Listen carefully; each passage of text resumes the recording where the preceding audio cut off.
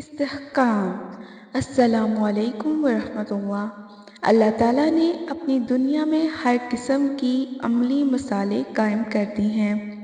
مثلاً اس نے درختوں میں دو قسم کے درخت بنائے ہیں، ایک بیل اور دوسرے بڑے بڑے پھلدار درخت۔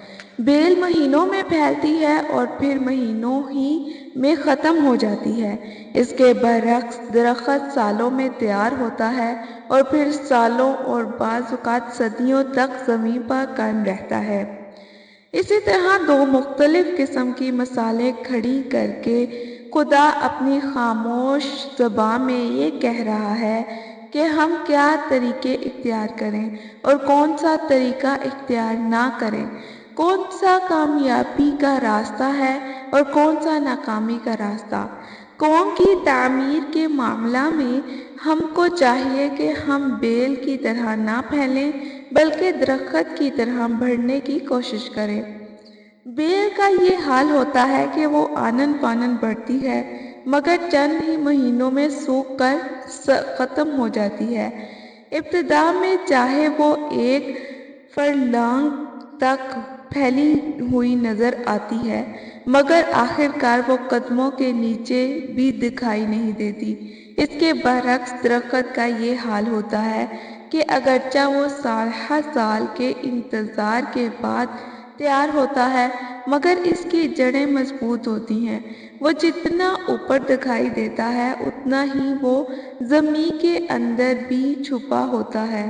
وہ سطح زمین سے گزر کر اس کی گہرائیوں سے اپنے لیے غذا حاصل کرتا ہے۔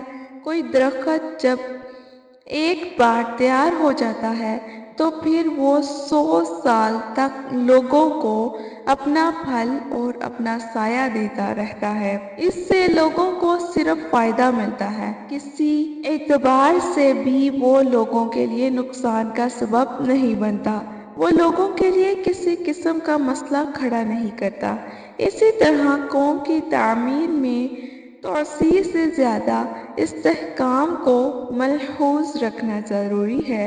استحکام کے بغیر توسیع ایسی ہے جیسے بنیاد کے بغیر مکان کی تعمیر۔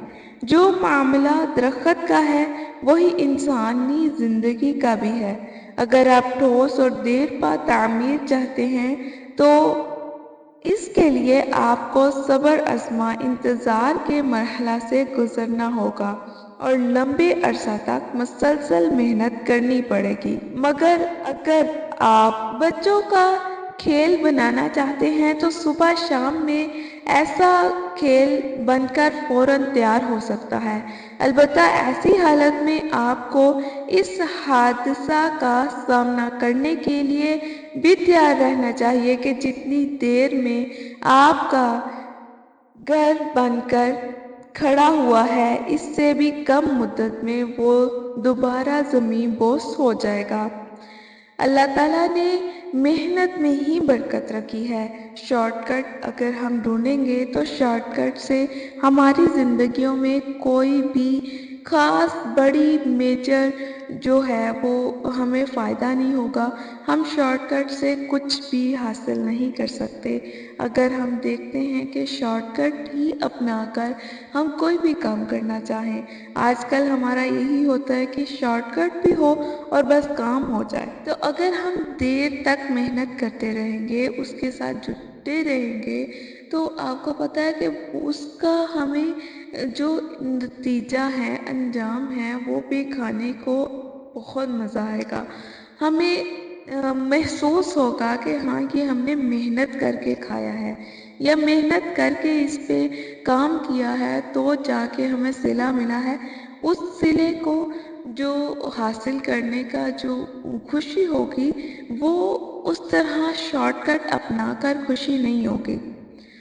شارٹ کٹ اپنانے سے بہتر ہے کہ دیر تک رہنے کے لیے اپنے آپ کو بہترین سے بہترین بتائیں اور بہترین سے بہترین بنائیں اور اس پہ کام کریں۔ اللہ تعالیٰ آپ کی اور میری مدد کرے۔ السلام علیکم ورحمۃ اللہ وبرکاتہ۔